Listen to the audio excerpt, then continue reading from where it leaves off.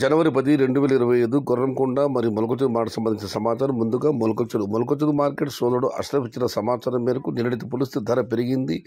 నిన్న top and top 230 రూపాయలు పెడితే ఈరోజు ఆ ధర బాగా పెరిగింది. ఇక ధరల విషయానికి వస్తే ఫిల్టర్ ఫుడ్ కాయలు అన్క్వాలిటీని మినహాయిస్తే 140 రూపాయలు చార్మి ధర 140 రూపాయల దగ్గర నుంచి 210, 220 ఇవి అత్యధికంగా అడతలపడ్డ యావరేజ్ ధరలు. టాప్ అండ్ టాప్ అక్కడక్కడ మాత్రం 230, 250, 280 మరియు 300.